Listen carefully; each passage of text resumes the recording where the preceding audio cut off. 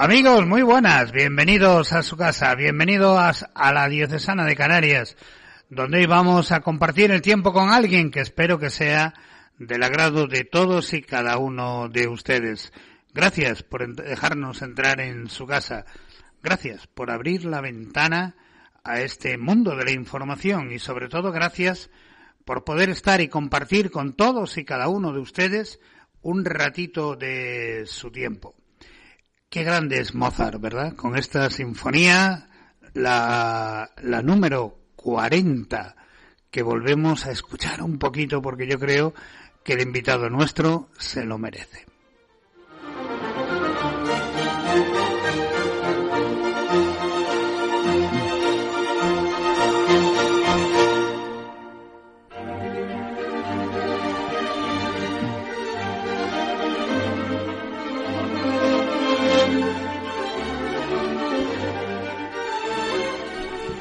La verdad se ha dicho que cada vez que uno se pone delante del micrófono lleva un montón de sorpresas.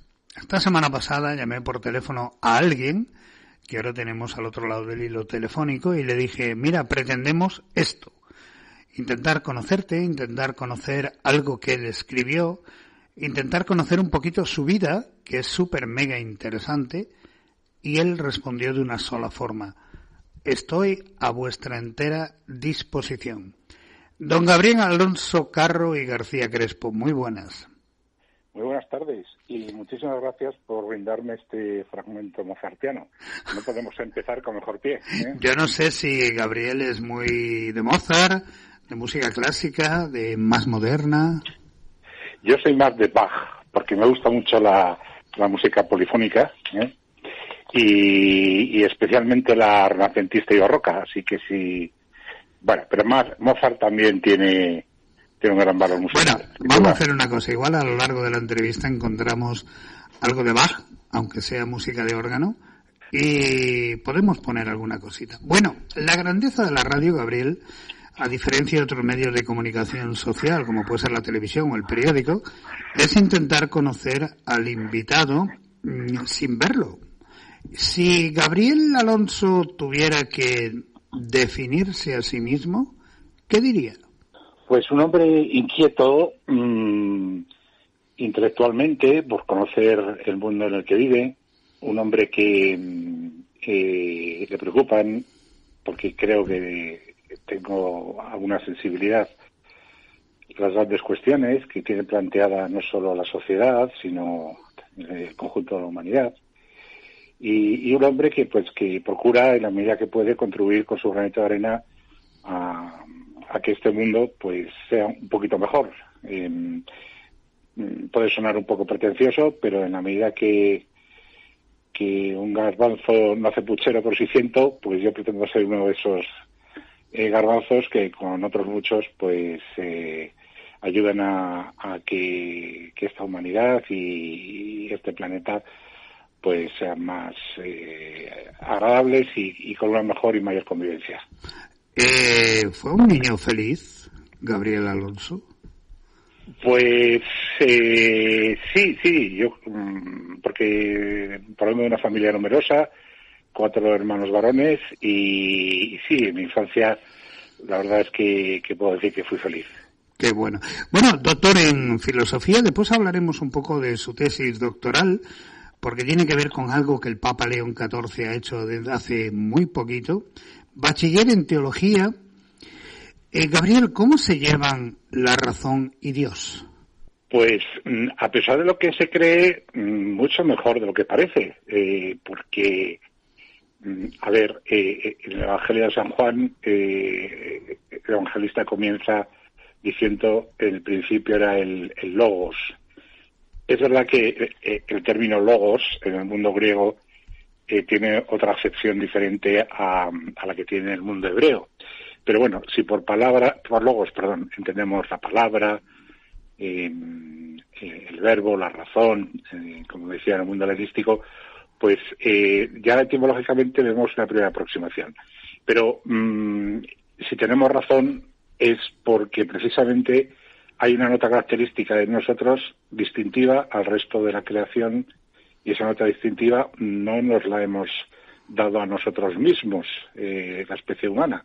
Por lo tanto, reclama un hacedor, hasta el punto de que, por ejemplo, los medievales afirmaban que esa racionalidad era una nota de la espiritualidad que compartíamos con lo divino, ni más ni menos. Era uno de los componentes que nos hacían semejantes a Dios. ¿Podemos racionalizar la fe? Como ha dicho alguien, un autor que ya falleció, filósofo español, bueno, no voy a decir el nombre porque tampoco se trata de... Bueno, lo puedes decir si quieres, ¿eh? Bueno, o sea, Pedro Lein entra algo, pero bueno, que a lo mejor es una cita erudita que no viene al caso. Pero él decía que la fe más que racional es razonable, y yo creo que eso es lo adecuado. No es racional porque si pretendiéramos con nuestra mente abarcar a Dios, pues ya no sería Dios. Claro. Y lo que ocurre es que lo divino, como se suele decir en términos un poco más filosóficos, es trascendente, nos trasciende. Entonces Dios es suprarracional, no es ni mucho menos ni la fe irracional, sino que es suprarracional. Ajá. Yo creo que estamos viviendo, bueno, una época de vacas flacas, por decirlo de alguna manera, a nivel, digamos, teológico. Dentro de la fe, la teología, estamos viviendo una época de religiosidad, más bien, ¿no? Estamos viviendo una época de vacas flacas. ¿Por qué cree Gabriel, si es que lo cree, que Dios no encaja bien? Esto yo creo que es como como un puzzle, siempre hay alguna pieza en la que nos deja un poco trastocados. ¿Por qué no encaja Dios en el mundo de hoy? Bueno, yo diría que porque estamos nosotros desencajados. Me permites la paradoja. Sí. Y como también me gustan las etimologías, porque estamos un tanto desquiciados, en el sentido etimológico, lo digo, ¿no? Fuera de quicio. Porque hay muchas causas y vienen de muy atrás, pero yo diría que en un mundo en el que, por lo menos en el mundo occidental, en el que nos desenvolvemos, en el que cada vez hay un mayor bienestar, en que cada vez parece que el progreso científico y técnico pues nos provee todo lo que necesitamos, incluso pues las vacunas, como ocurrió con el COVID, la COVID-19, mejor dicho, pues parece como que ya no necesitamos a Dios. Entonces parece que la vida se encerrara en sí misma y se trataría de vivir a tope, como se suele decir, el hoy y disfrutar y comamos y bebamos que mañana moriremos, como dice San Pablo. Ajá. Pero claro, es que en el fondo hay detrás una visión un poco como de un Dios que prohíbe, que pone límites, que es lo que ha ocurrido en los últimos siglos, una falsa confrontación entre la existencia de Dios y la existencia de los hombres, como si afirmar que Dios existe negara las posibilidades de la vida humana, que no es eso, es todo lo contrario. Pero también quizá ha influido una mala presentación por parte de los propios cristianos de la fe en Jesucristo. Probablemente la Iglesia haya tenido también mucha culpa en la presentación de un Dios lejano, un Dios alejado, lejano, de un Dios poco cercano al ser humano. Gabriel mencionaba que estamos en un mundo tecnificado. Gracias a Dios, la técnica nos está librando de infinidad de problemas en la vida. ¿Pero la técnica nos está ahogando como seres humanos? Pues en parte sí. La técnica, como toda obra humana, debería estar al servicio de la persona y de la sociedad. Lo que ocurre es que cuando la técnica se sitúa como un fin en sí mismo y está al servicio de intereses económicos o de intereses de otro tipo, como pueden ser militares o usos diversos no respetuosos con la dignidad de la persona humana, pues al final acaba siendo un elemento de alienación. Y no hay más que ver, por ejemplo, pues lo que está ocurriendo con las redes sociales, con el uso de los móviles, sobre todo en niños y adolescentes, que es una técnica magnífica, una tecnología asombrosa, pero un mal uso y un consentimiento del mal uso por parte de los padres o los mayores, pues lleva a causar un perjuicio objetivo, como estamos viendo no solo en lo que es la educación de los chavales o de los adolescentes y jóvenes, sino también incluso en cambios cerebrales y modificaciones de la manera de pensar que no son positivas. Por lo tanto, en cierta medida, el mal uso de la técnica nos está perjudicando y conduciendo, como dices, a asfixiarnos un poco. Claro. Bueno, no solamente Gabriel es doctor en filosofía, también es bachiller en teología, sino que además entró en la escuela diplomática. ¿Por qué? Pues precisamente por lo que decía al principio de mis inquietudes por aportar un granito de arena a este mundo, y tuve la suerte del campo de las relaciones internacionales pues poder trabajar en lo que en política internacional se llama en inglés el soft power, ¿no? El poder blando, derechos humanos, diplomacia cultural, diplomacia pública, operaciones de mantenimiento de la paz, observación electoral, cooperación al desarrollo, etcétera, etcétera, que son campos, como podrá comprobar fácilmente el oyente y comprenderás, pues atractivos y donde trabajar, si lo haces con interés y es muy vocacional, y donde puedes contribuir enormemente porque tiene un impacto real. Voy a ponerte un poco entre la espada y la pared. ¿Tenemos buenos diplomáticos? Sí, sin duda. Lo que pasa que ocurre como, perdóname que utilice la expresión coloquial, que hay de todo como en botica, ¿eh? En todas las profesiones pues hay gente que tiene un nivel de excelencia profesional altísimo, y hay otros que, bueno, pues que lo tienen menor y otros más mediocre. Pero sí, el diplomático español, por lo general, tiene primero un nivel de formación muy alto, porque son unas oposiciones duras, y luego ya las carreras personales de cada diplomático, pues también, pues como todo en la vida, ¿no? Que dependiendo de la vocación, del interés, de las inquietudes personales, del afán de mejora, de la profesionalidad, etcétera, etcétera, pues ya la calidad del diplomático o diplomática depende un poco de la responsabilidad personal de cada cual. Allá por los años 70, más o menos, hubo voy a utilizar una expresión que probablemente no sea la más adecuada, la famosa Guerra Fría. ¿Estamos ahora en una recreación de aquella Guerra Fría, pero 40, 50, 60 años más tarde? Pues muy probablemente. Hace unas semanas leía que probablemente estamos en el momento más difícil y de riesgo para una crisis nuclear, y lo comparaban, esto lo he leído en algún instituto de análisis internacional potente norteamericano, y lo comparaban con la crisis de los misiles del año 62, que si han visto ustedes la película, es que no me viene el nombre ahora, pero hay una película muy famosa que recrea excelentemente esta crisis, que estuvo a punto pues, de suponer una confrontación entre la Unión Soviética y los Estados Unidos como líderes de los dos grandes bloques en el mundo. Pues sí estamos en un momento de alto riesgo por la conflictividad y la inestabilidad del panorama internacional, y por otro lado también porque se están, digamos, rompiendo todos los tratados nucleares y se está entrando en una loca carrera de armamentística, pues que no es luego tranquilizadora. Como diplomático que trabajó en el Ministerio de Asuntos Exteriores, ¿se puede entender o justificar de alguna forma lo sucedido en Gaza?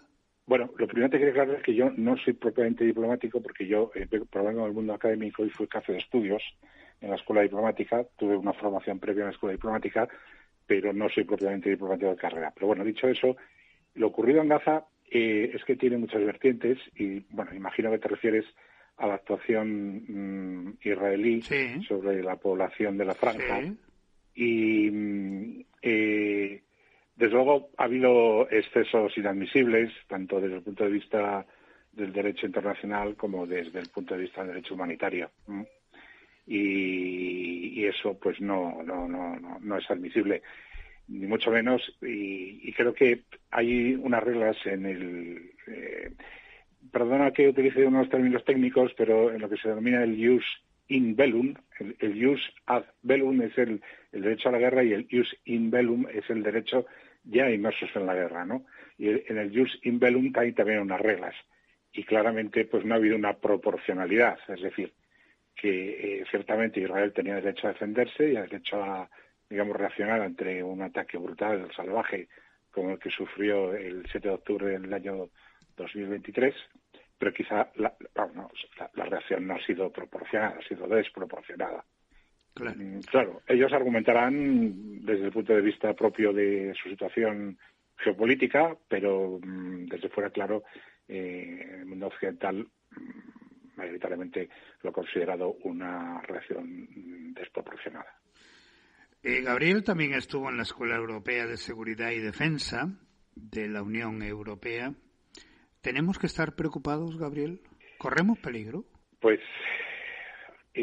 claro, yo no quiero ser... profeta de calamidades. Y de malos agüeros, efectivamente, iba a decir. Pero hoy mismo leía la noticia de que teníamos que estar preparados para un posible conflicto o bien con Rusia, o bien con China, o bien con Irán. Y esto me parece haberlo leído de boca del secretario general de la OTAN.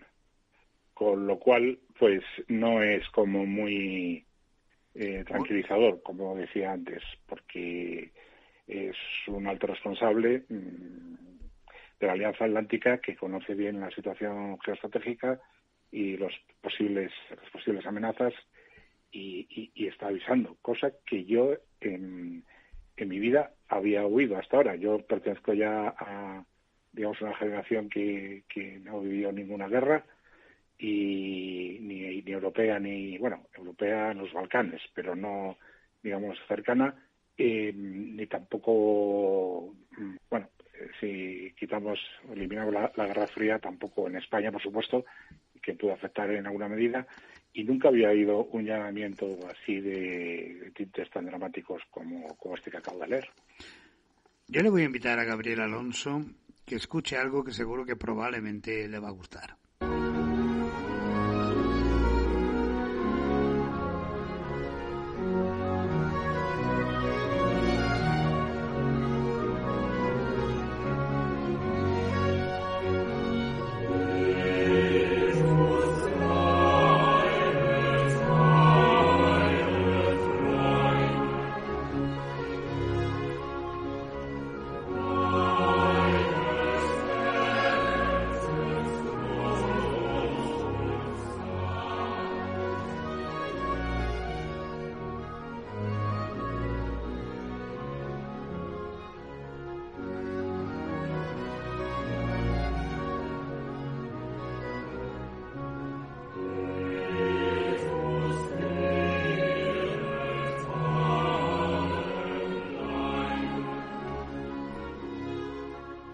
Maravilloso, Juan Sebastián Bach.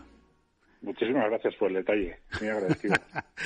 Bueno, Gabriel Alonso hizo su tesis doctoral sobre un anglicano convertido al catolicismo. Anglicano y católico pues son cristianos los dos, inglés de nacimiento y convertido a cardenal y santo además. Cardenal Newman.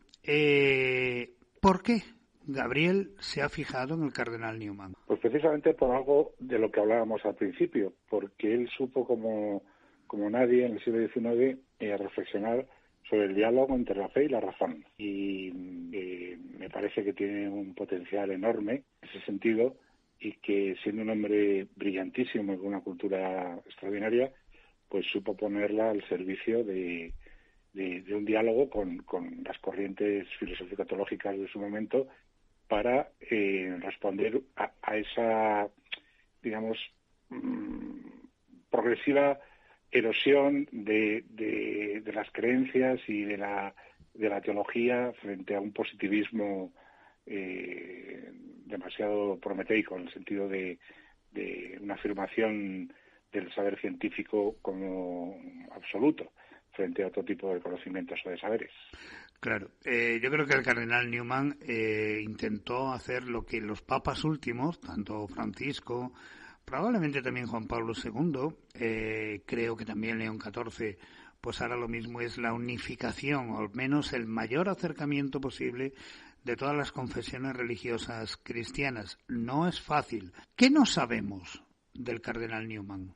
Pues en España queda mucho por conocer de él, porque en otras latitudes y en otras lenguas se lo ha estudiado a fondo y se ha divulgado su figura y se ha dado a conocer, pero en España no tanto, quizá por la dificultad inveterada de los españoles para leer el inglés y otras lenguas y pues el británico, pero poco a poco se va conociendo más y quizá yo diría que hay aspectos de su personalidad tan ricos que probablemente el católico medio en España conozca, como ocurre con los icebergs, solo la décima parte que sobresale por encima del océano, y que los 9 bloques restantes del iceberg los desconoce por completo, porque tuvo facetas muy diversas.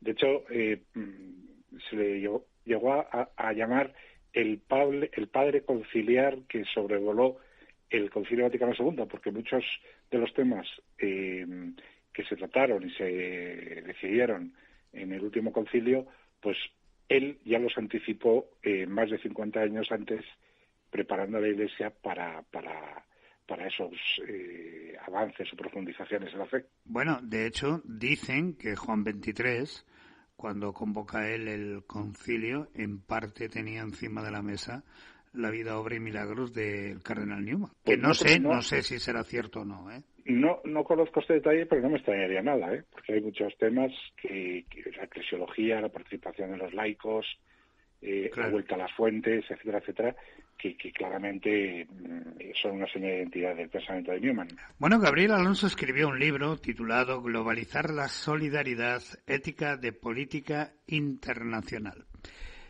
Gabriel, ¿cabe la ética en nuestros políticos con lo que está cayendo? Pues claro que sí.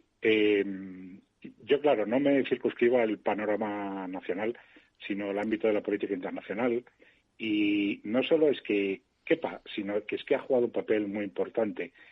Y yo, en parte, modestamente, este libro lo he escrito para mantener esa conciencia lúcida de la necesidad de perseverar en la ética como instrumento de las relaciones internacionales, pero no como un deseo bien intencionado, por buena voluntad o por ser un ingenuo, sino porque, de hecho, en el panorama mundial y en la reciente historia, los aspectos éticos ya han jugado un papel decisivo. Piénsese, por ejemplo, es que suelo poner muchos ejemplos, como tenemos poco tiempo, cito alguno. La caída del muro de Berlín no se produjo, una serie de circunstancias geopolíticas, pero una serie de movimientos sociales liderados en Polonia por Solidarność y por Walesa, unos movimientos civiles que también tuvieron eco en la Alemania del Este, que eso desencadenó, con el debilitamiento, es cierto, de la Unión Soviética por la política aperturista de Gorbachev, pues algo que nadie había previsto, que fuera, la explosión, ¿no?, de las repúblicas soviéticas. Pero más allá de estos ejemplos, pues pensemos en la colaboración científica, el descubrimiento de la vacuna para luchar contra el COVID-19. Pensamos en Angela Merkel acogiendo casi a 1 millón de refugiados huyendo de Siria, que por cierto, de nuevo hay polémica porque el actual canciller alemán, y respaldado por un tribunal, pues pasado ya el tiempo, quieren repatriar a estos ciudadanos sirios a su país de origen, dado que la situación bélica ya ha cesado. Pero, por ejemplo, Merkel tomó una decisión muy valiente de una situación bélica muy complicada, abrir las fronteras alemanas, y yo creo que esto en parte le costó por la incomprensión de parte del pueblo alemán, le costó no revalidar como canciller. Pero fue una decisión humanitaria muy valiente y estos aspectos éticos no se suelen no solo no tener en cuenta, sino que ni siquiera salen como noticia en los telediarios, pero es que están ahí y es lo que hace creer que la humanidad podrá afrontar los graves riesgos que tenemos como comunidad humana global ante los retos que se nos presentan, que son inmensos. La Unión Europea, por ejemplo, es un caso paradigmático de 27 países que en muchos casos han estado durante siglos enfrentados en guerras y que han logrado una unidad que ha conseguido que ya durante 50 largos años más no haya un conflicto, por ejemplo, entre Alemania y Francia, que eran constantes.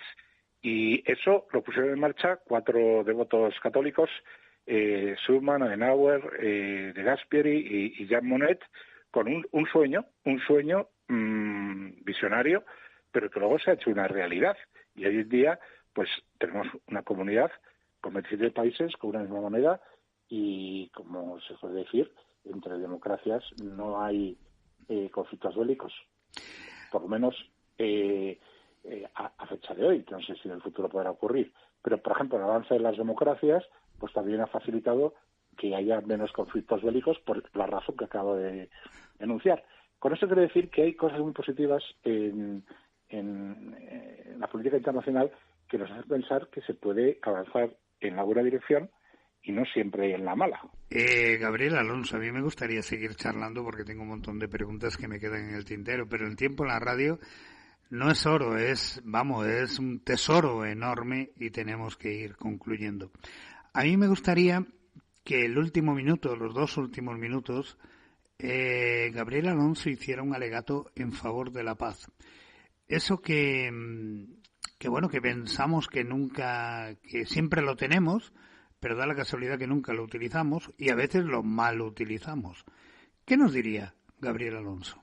Pues mira, en el último trabajo que, como tú has citado, he publicado, yo doy 3 claves, que me parece además que son coincidentes con, ya que estamos en una radio diocesana, con el magisterio de la Iglesia. Porque yo lo que hago es explicar, digamos, un poco con ciencia política y con la historia reciente de la humanidad, pues 3 claves. Una es la globalización de la solidaridad en vez de la globalización de la indiferencia, que el enunciado de globalizar la solidaridad era de San Juan Pablo II, es decir, que este mundo de hoy premia la solidaridad frente a la indiferencia. En segundo lugar, y esto es del Papa Francisco, la cultura del encuentro, y ahí explico un poco antropológicamente en qué consiste el encuentro interpersonal y el encuentro entre culturas, civilizaciones, mentalidades diferentes y diversas, cómo se puede producir un verdadero encuentro en vez de un desencuentro. Y por último, algo que formuló Benedicto XVI, que le parecía importante, y es cómo construir verdaderamente de nuestra humanidad una familia. Una familia, es decir, desde el punto de vista teológico cristiano, independientemente de las confesiones que se profesen, somos hijos del mismo Padre, y al ser hijos del mismo Padre somos hermanos, y eso da lugar a una fraternidad. El ideal de la fraternidad universal, y eso lo explico con detalle en el libro, ha estado latente en la historia de la cultura humana, y en nuestros días lo hacen más explícito aún, si cabe, los papas, pero no solo los papas, sino también otras instancias que están buscando un poco en un mundo que se está globalizando, es decir, mundializando en el sentido de que cada vez estamos más cerca los unos de los otros y somos más interdependientes los unos de los otros. Si nos comportamos y tomamos conciencia de la fraternidad entre personas, sociedades y pueblos, pues podremos salir adelante como comunidad planetaria. Si no tomamos conciencia de ello y nos vamos a desgastar en el enfrentamiento, en la dispersión y en la confrontación, entonces nunca alcanzaremos ni la paz, ni la estabilidad, ni la armonía que requiere aspirar a un futuro medianamente aceptable para todos y cada uno de nosotros, ¿no? Yo creo que ha quedado, clarísimo. Por cierto, ¿Gabriel Alonso ha venido alguna vez a Gran Canaria? Sí. Tengo ahí amistades y he estado por ahí. Que bueno, nada, pues la próxima vez que vengas, no te olvides de tocar en la puerta de la Diocesana de Canarias, que te haremos una entrevista en vivo, en directo y personalizada. Pues con mucho gusto, ahí estaré, porque además es una isla bellísima. Tengo que decir, sin que nadie se enfade, que la parte de la isla que más me gusta son las cumbres, más que la parte de la playa, porque yo soy poco playero. Pero eso, para gusto los colores. Eso también es verdad. Gabriel Alonso, ha sido un verdadero placer el haber compartido contigo un ratito de tu tiempo. Gracias por tu saber, gracias por tu cercanía y sobre todo, gracias por querer estar con nosotros en un día como hoy. Muchísimas gracias y un abrazo. Un abrazo muy fuerte y gracias a vosotros. Chao. Adiós. Pues hasta aquí hemos llegado. Ha sido un verdadero placer. Espero que les haya gustado, les haya encantado, les haya maravillado la conversación que hemos tenido con alguien que me parece que ha sido un hombre súper mega interesante entre la filosofía, la teología, escuela de diplomáticos, la cultura del encuentro, trabajando en el Ministerio de Asuntos Exteriores. Es que no puede caber tanto en tan poco espacio. Ya saben lo que les digo siempre, es fin de semana. Cuiden aquello que les quiere y sobre todo sean muy, muy felices. Hasta la próxima.